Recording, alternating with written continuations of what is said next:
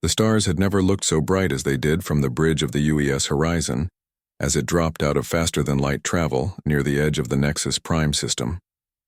Captain Jake Morrison stood with his hands behind his back, watching the massive alien space station grow larger on the main screen. After 300 years of dreaming, about this moment humanity was finally meeting aliens, and Jake felt the weight of his entire species on his shoulders. The Zephyrian space station was bigger than anything humans had ever built. It stretched for dozens of kilometers in every direction with thousands of ships moving in and out, like busy insects around a hive. The structure itself seemed to be made of some kind of crystal that caught the light from the nearby star and threw it back in rainbow patterns. That hurt to look at directly.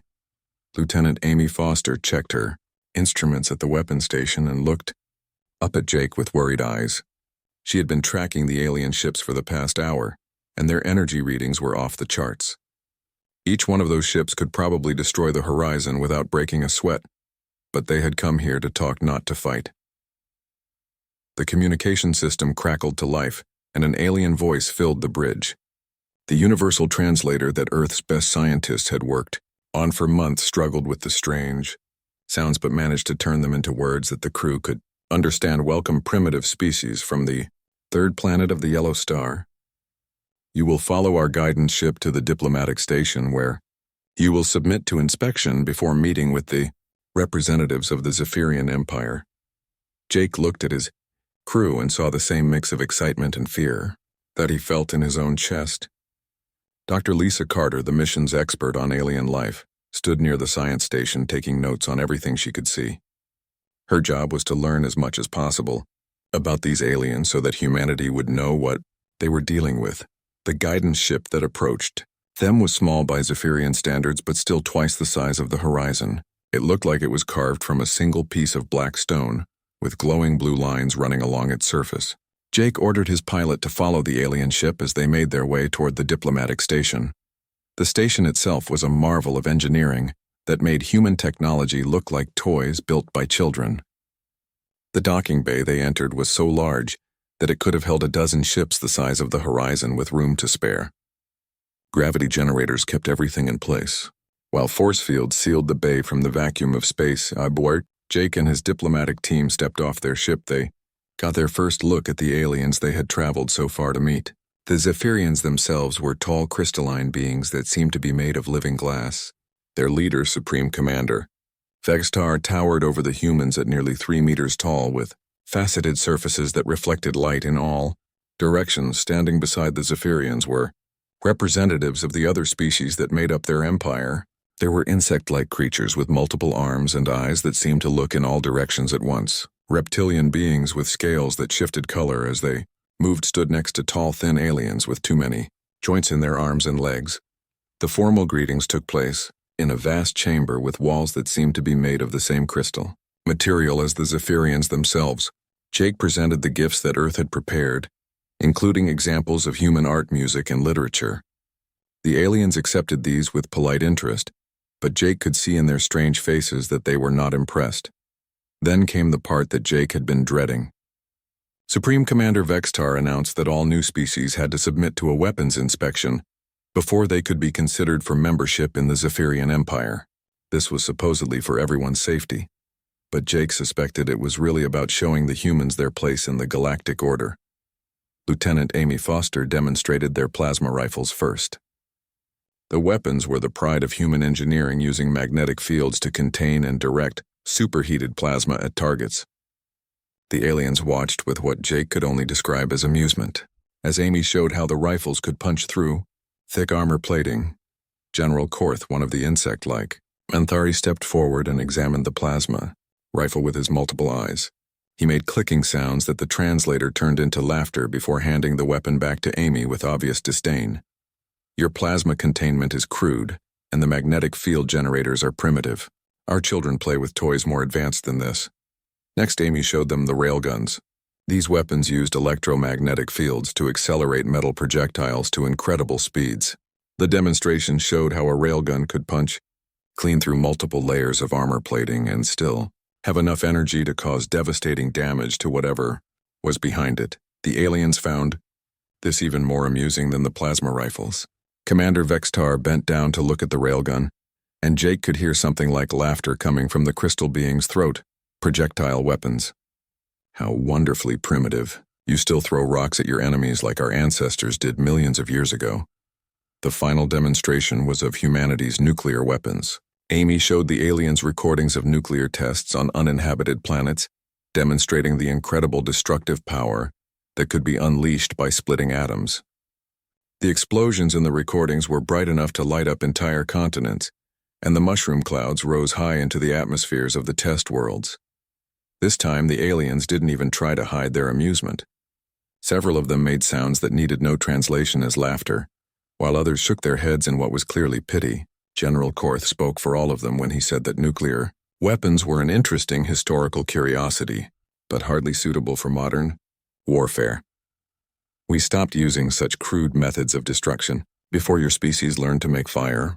Perhaps you would be better suited to entertainment or manual labor rather than military endeavors. The humiliation continued as the aliens demonstrated their own weapons technology.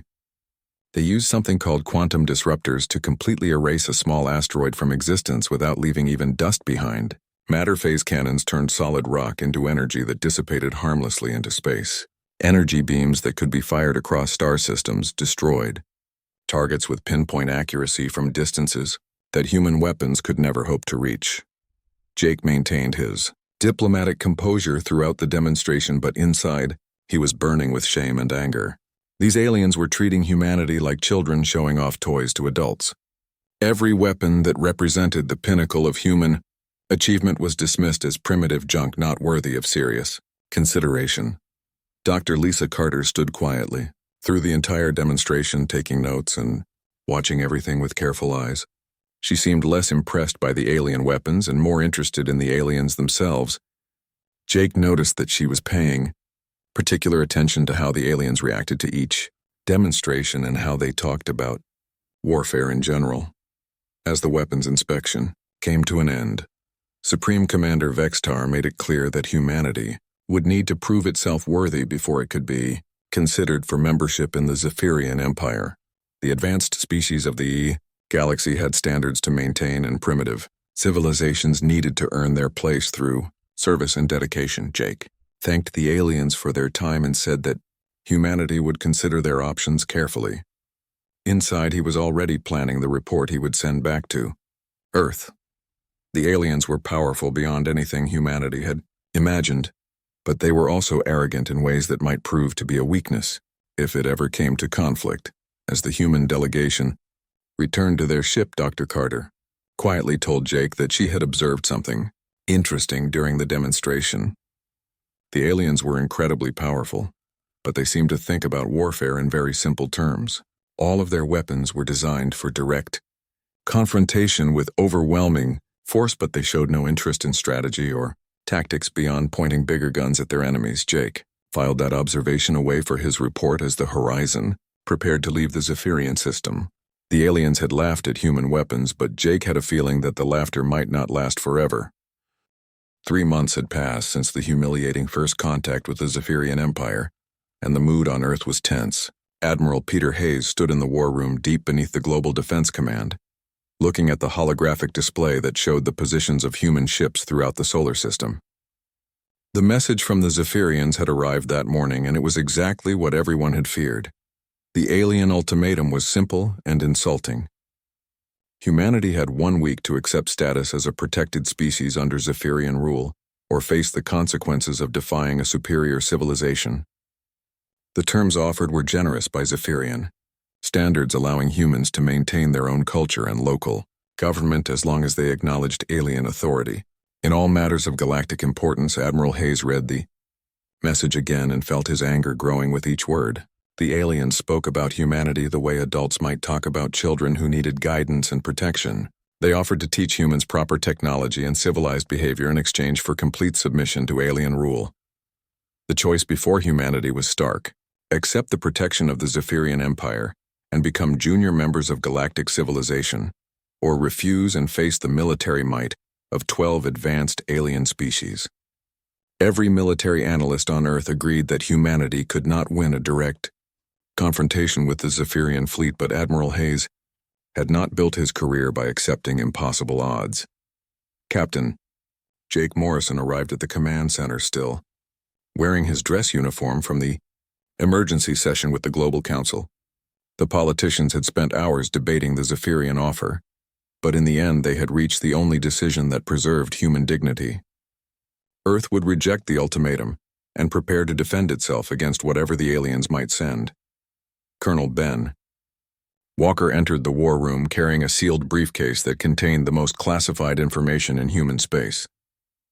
Project Longshot had been in development for over a decade, but the encounter with the Zephyrians had given it new urgency. The project represented humanity's best hope of surviving what was coming, and Ben was the man responsible for making it work.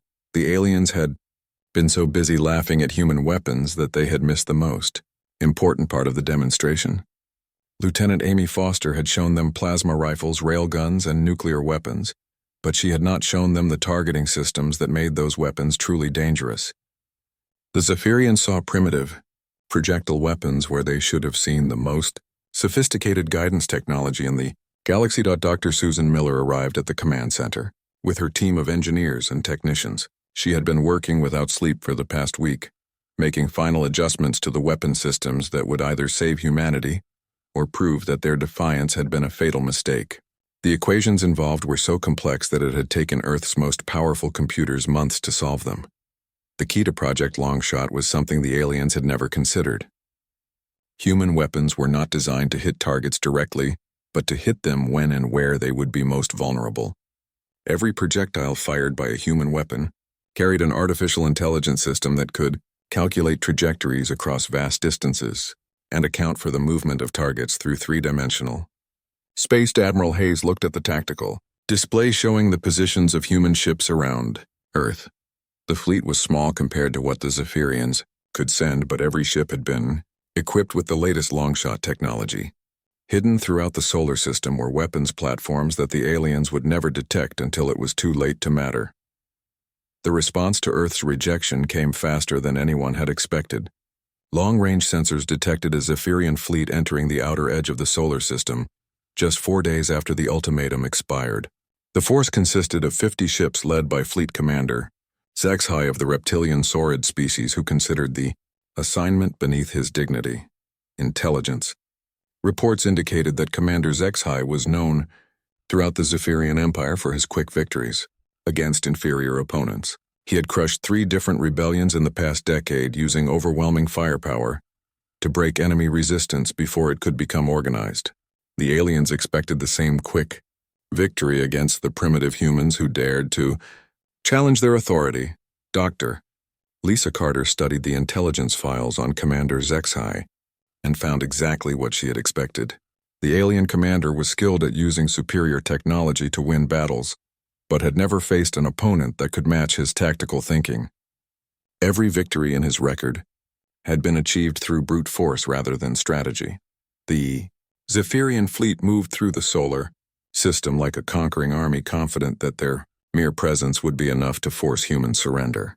Commander Zexhai broadcast messages, demanding immediate capitulation while his ships took positions around Earth that would allow them to demonstrate their weapons without actually destroying the planet. Admiral Hayes watched the alien ships on his tactical display and felt a cold satisfaction. The Zephyrians were positioning themselves exactly where human intelligence had predicted they would.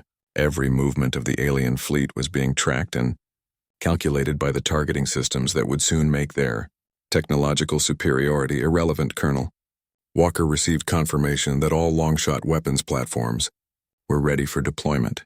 The projectiles had been loaded, and the targeting computers had locked onto their designated coordinates.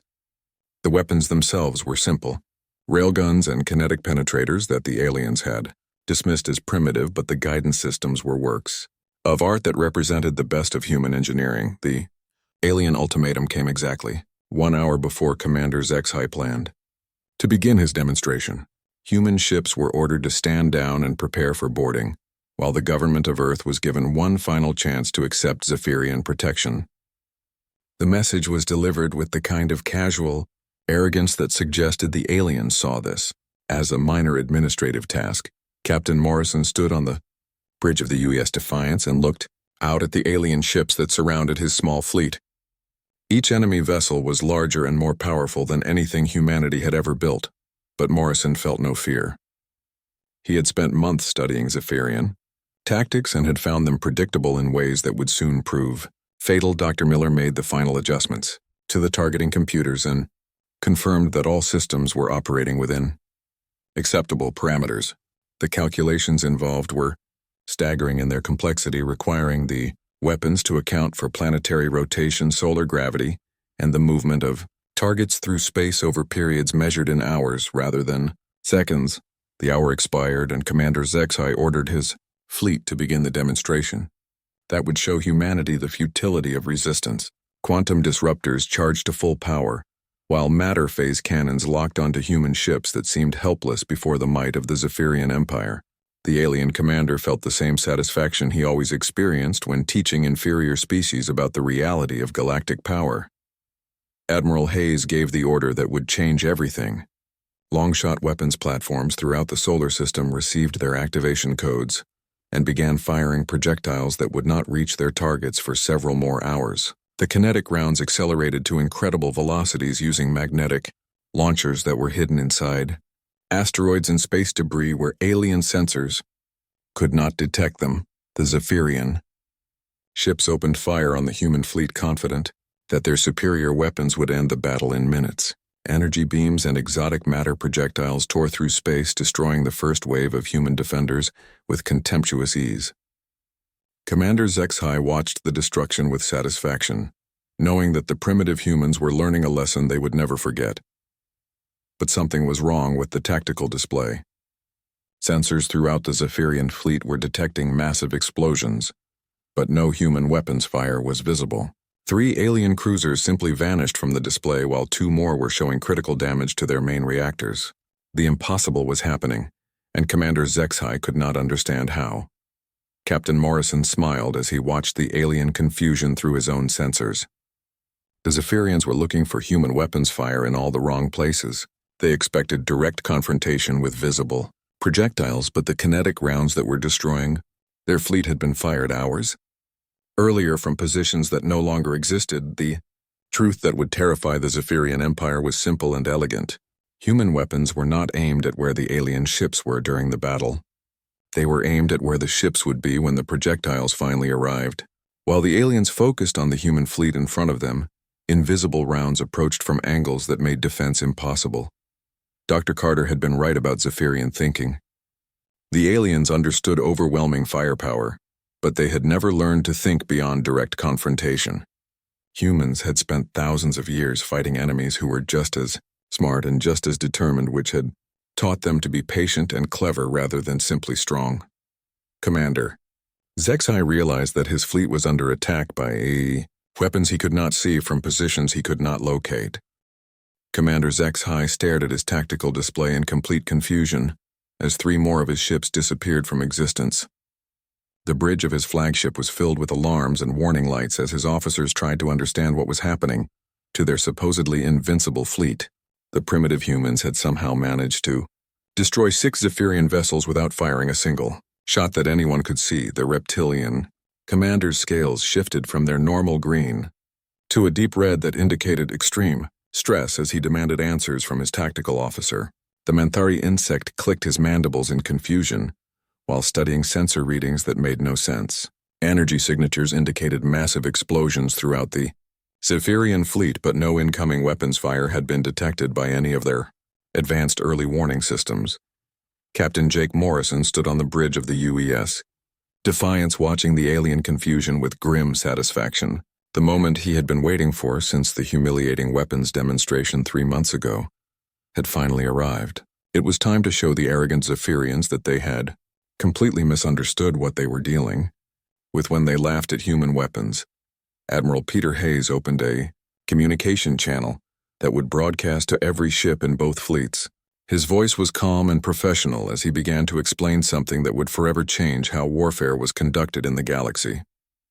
The truth about human weapons was more terrifying than any alien technology because it represented a completely different way of thinking about conflict.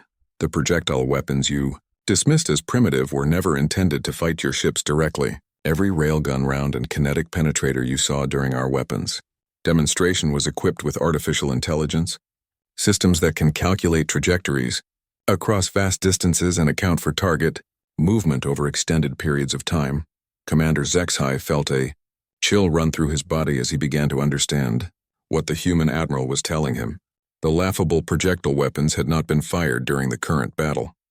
They had been launched hours earlier from concealed positions throughout the solar system, while his fleet was still approaching Earth. The Mesur humans had been shooting at where his ships would be rather than where they were. Dr. Lisa Carter had been monitoring Zephyrian communications and could hear the panic spreading through their fleet.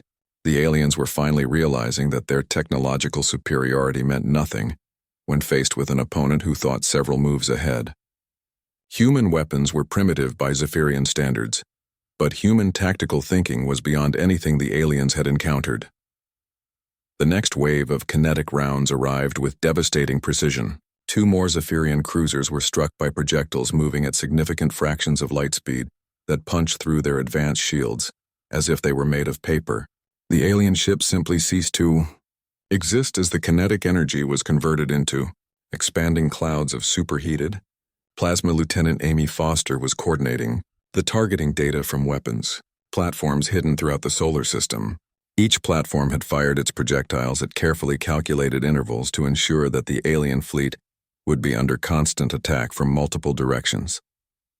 The Zephyrians could not defend against weapons they could not see coming from positions they could not locate. Colonel Ben Walker monitored the success of Project Longshot from the command center on Earth.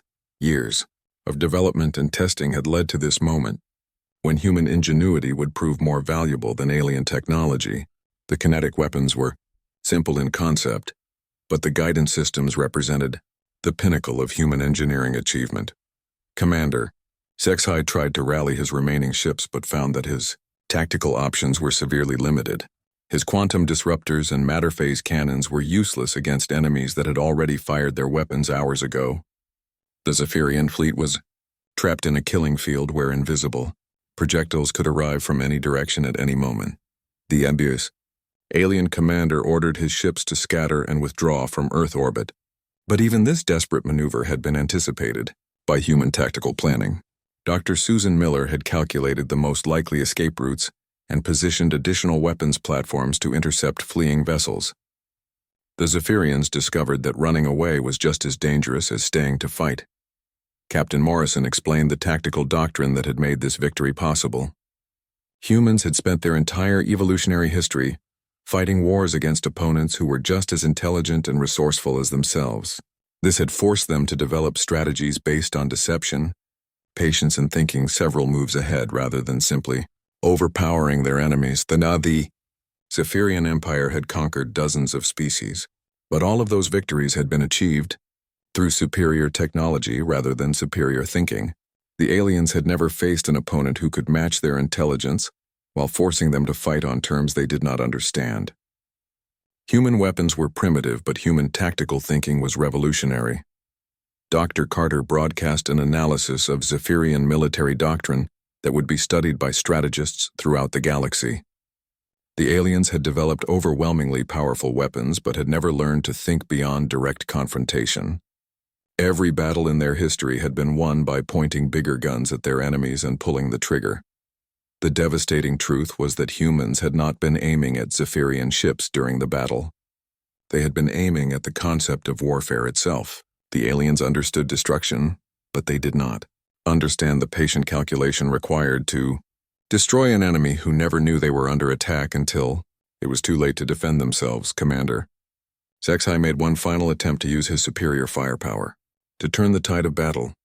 His remaining ships focused their quantum disruptors on the human vessels that were still visible, hoping to inflict enough damage to force a surrender.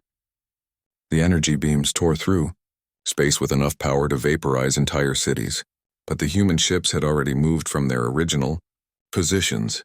The Zephyrian attack destroyed nothing but empty space, while more kinetic rounds arrived to claim additional alien vessels. The humans had predicted every move the alien commander would make, and had positioned their own ships accordingly.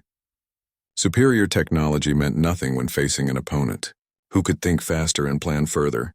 Ahead, Admiral Hayes offered Commander Zexai the same terms that had been offered to humanity just days earlier.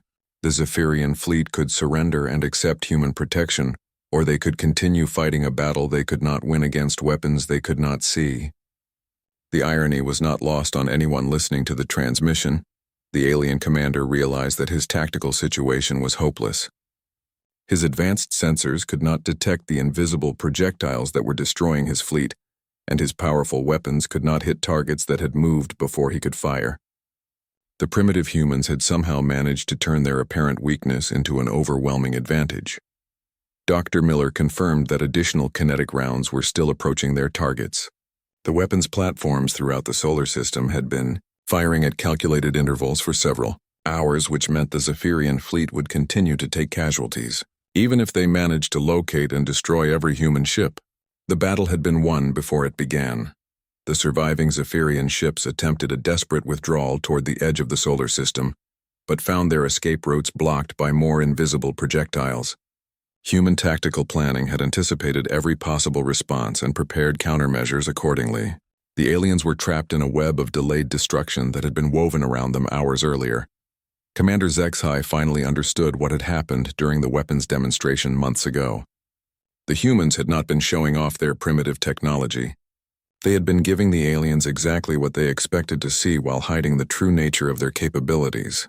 The laughter had blinded the Zephyrians to the deadly truth about human warfare. Captain Morrison watched the last Zephyrian ships disappear from his tactical display and felt a mixture of satisfaction and sadness. The victory had been necessary to preserve human freedom, but it had come at a terrible cost in alien lives.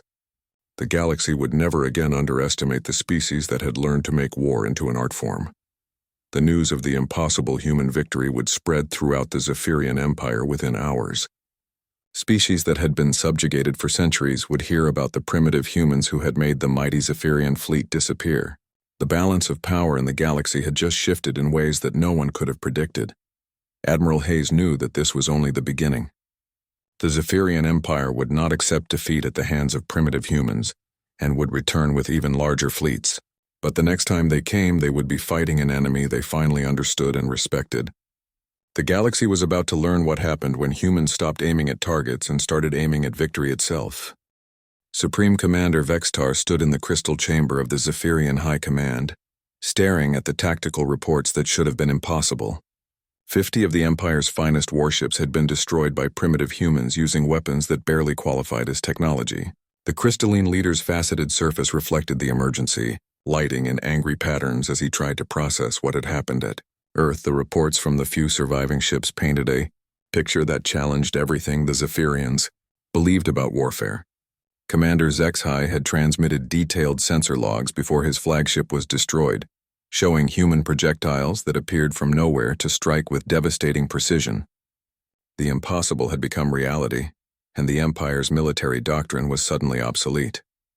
News of the human victory spread through the 12-member species of the Zephyrian Empire like wildfire. Conquered worlds that had submitted to alien rule centuries ago whispered about the trick warriors who had made mighty warships vanish. The Manthari homeworld reported increased rebel activity, while the Saurid systems experienced their first organized resistance in generations. Admiral Peter Hayes stood in the war room on Earth studying intelligence reports from deep space monitoring stations.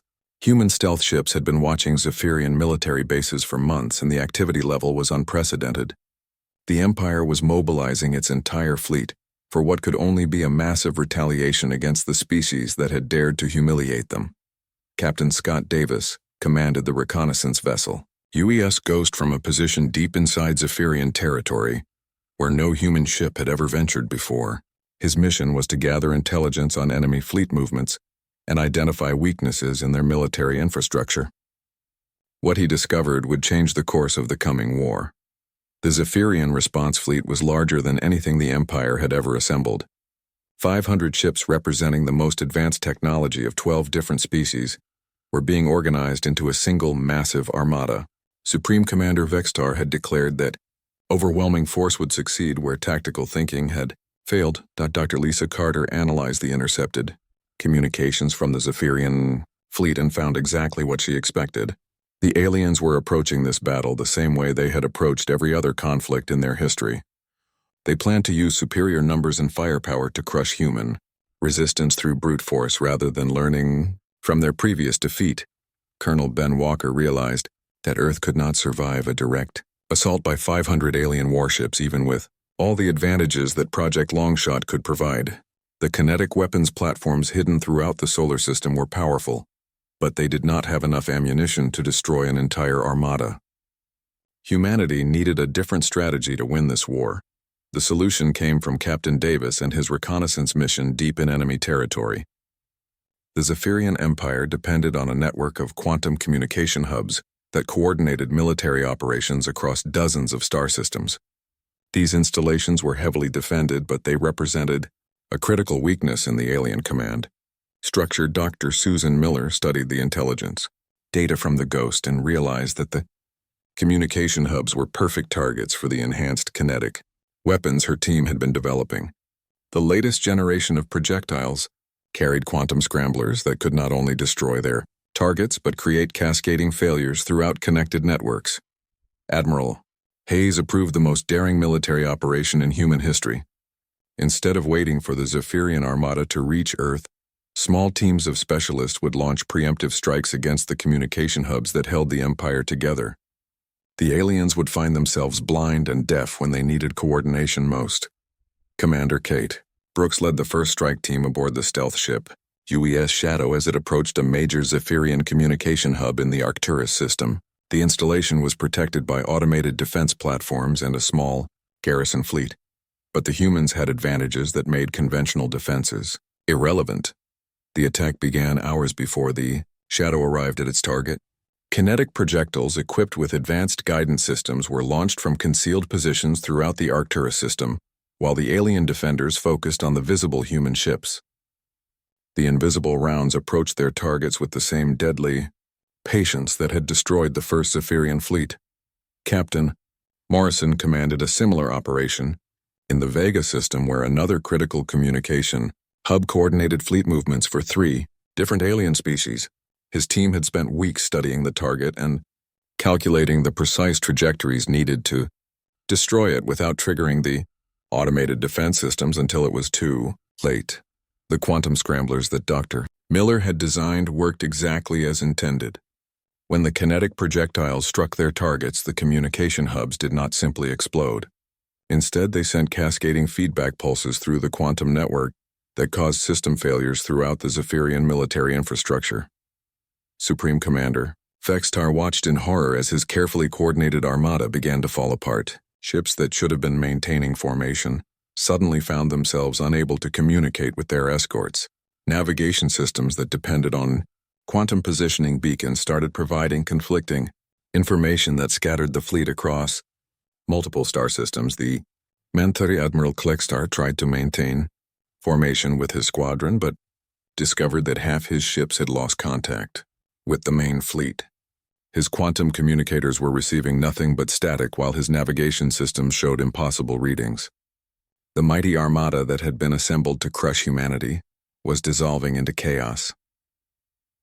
Captain Davis monitored the results of the operation from his position deep in enemy territory. The Zephyrian fleet was not just scattered, but completely disorganized. Individual ships were attempting to navigate by stellar positioning, but without centralized coordination, they had no way to reform into an effective fighting force.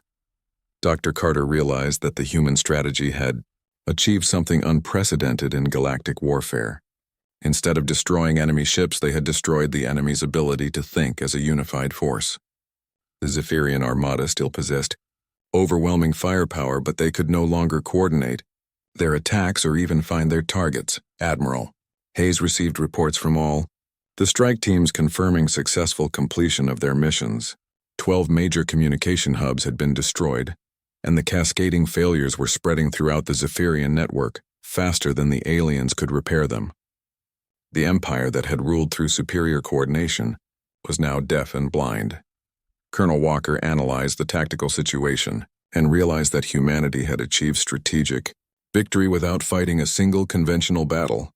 The Zephyrian armada was still intact, but it was no longer an armada. 500 individual ships were wandering through space without the communication systems needed to function as a unified fleet. The psychological impact on the Zephyrian Empire was even more devastating than the military consequences. Species that had been held in line by fear of overwhelming retaliation suddenly realized that their oppressors were vulnerable. Rebel movements that had been dormant for centuries began to organize while loyal worlds questioned whether the Empire could protect them. Commander. Vextar attempted to maintain control by sending individual messages to scattered fleet elements, but found that many of his ships could no longer receive transmissions. The quantum network that had been the backbone of Zephyrian military power was collapsing faster than it could be repaired. The Empire was losing its ability to function as a coherent entity. Captain Brooks reported that Zephyrian military bases throughout their territory were attempting to establish local communication networks, but the quantum scramblers had created instabilities that prevented effective coordination. The aliens had superior technology, but they had never developed backup systems for the quantum network they had depended on for millennia. Dr. Miller confirmed that the cascading failures would continue for weeks as the quantum scramblers spread their effects through connected systems. The Zephyrian Empire would eventually be able to repair their communication network, but it would take months of work, during which their military would remain largely ineffective. The scattered Zephyrian fleet made several attempts to regroup and continue toward Earth, but without central coordination, their efforts were futile. Ships that tried to form squadrons found themselves operating with incompatible navigation data, while attempts at local communication were disrupted by quantum interference. Admiral Hayes realized that humanity had won the war before the main battle could even begin. The Zephyrian Empire was not defeated, but it was neutralized. The aliens still possessed superior technology, but they could no longer use it effectively against an enemy that understood the importance of strategic thinking over brute force. The news of the second human victory spread through the galaxy, even faster than the first. The species that had laughed at primitive human weapons now faced the terrifying reality that these same humans could turn the Empire's greatest strength into its greatest weakness. The tide of galactic power was turning, and there was no way to stop it.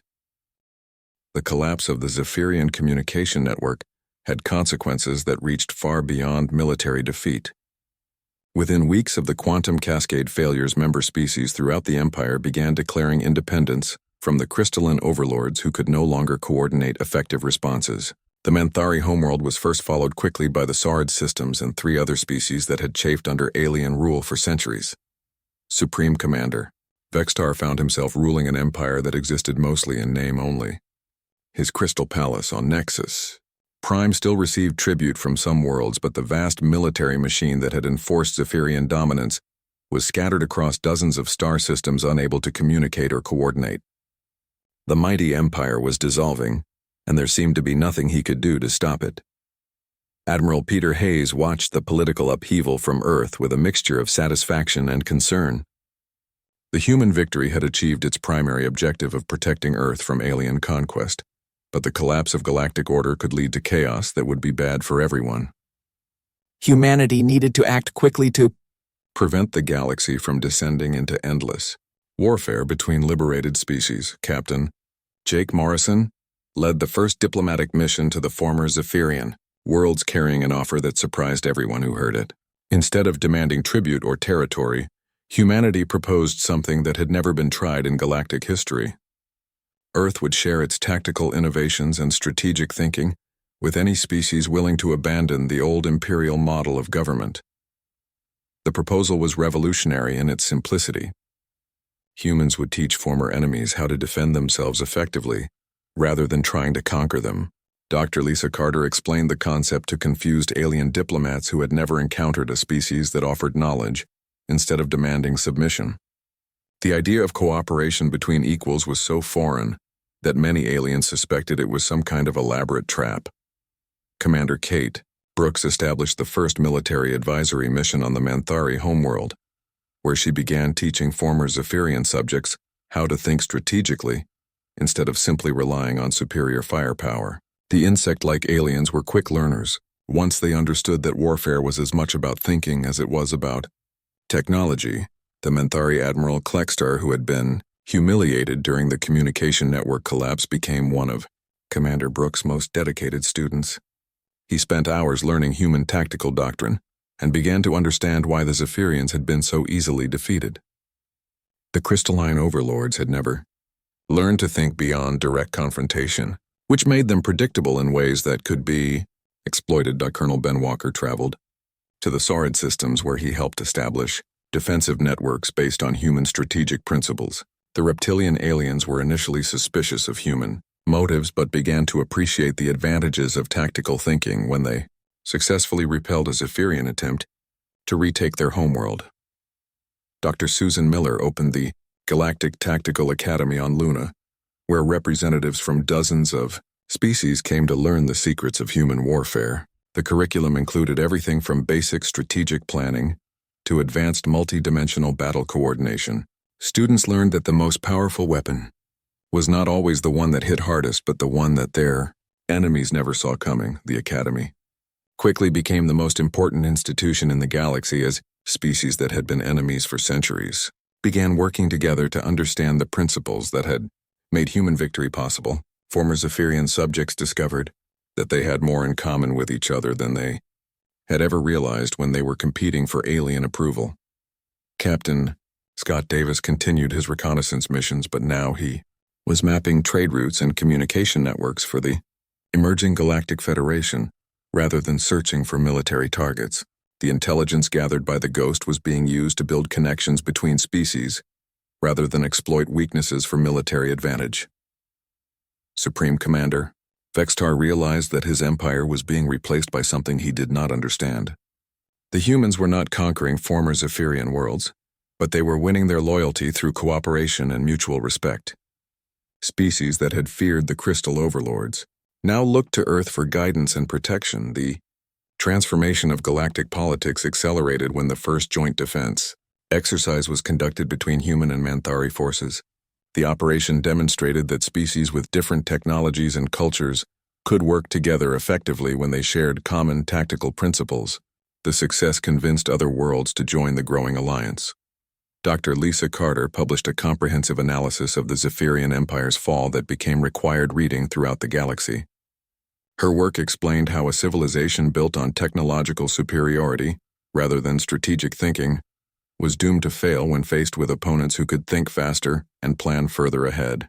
The Empire had been strong, but it had not been smart. Admiral Hayes found himself coordinating the largest peacekeeping operation in galactic history as the Federation worked to prevent conflicts between newly independent worlds. Human tactical advisors were deployed throughout former Zephyrian territory to help establish stable governments and effective defense forces. The most difficult challenge came when Supreme Commander Vextar requested a meeting with human leadership. The crystalline ruler had watched his empire crumble and finally understood that he needed to learn from the species he had once dismissed as primitive. The meeting took place on neutral ground with representatives from multiple species serving as witnesses. Vextar admitted that the Zephyrians had been wrong about human capabilities and formally requested membership in the Galactic Federation. The crystalline species offered their advanced technology in exchange for training and strategic thinking that could help them adapt to the new galactic order. The request was unprecedented, but it demonstrated how completely the balance of power had shifted. Captain Morrison led the negotiations that brought the remnants of the Zephyrian Empire into the Federation as equal members rather than conquered subjects. The agreement required the crystalline species to abandon their imperial ambitions and accept human military advisors who would help them develop more effective tactical doctrines. Colonel Walker established a special training program for former Zephyrian military officers who needed to learn entirely new approaches to warfare. The crystalline aliens discovered that their powerful weapons were actually more effective when used as part of coordinated strategies rather than simple displays of overwhelming force. The transformation was completed when former Supreme Commander Vextar attended his first strategy seminar at the Galactic Tactical Academy. Dr. Carter led the discussion on adaptive thinking and military planning, while the crystalline leader took notes with the same dedication shown by students from dozens of other species. The seminar covered the fundamental principles that had made human victory possible. Successful warfare required the ability to think several moves ahead to anticipate enemy responses and to turn apparent weaknesses into decisive advantages. Technology was important, but strategic thinking was what determined the outcome of conflicts. Vextar finally understood what had happened during the first weapons demonstration months ago. The humans had not been showing off primitive technology. They had been demonstrating their ability to think differently about warfare itself. The aliens had been looking at guns while they should have been paying attention to the minds behind those guns. The galaxy learned a crucial lesson about the nature of power and conflict. Superior technology could win battles, but superior thinking won wars. The species that controlled the most advanced weapons were not necessarily the ones that would emerge victorious when faced with opponents who understood strategy and tactics. Dr. Miller continued her research into advanced weapon systems, but now her work focused on defensive applications rather than offensive capabilities. The Federation needed to be able to protect its members from external threats while avoiding the imperial ambitions that had destroyed the Zephyrian Empire. Admiral Hayes reflected on the changes that had swept through the galaxy in less than 2 years.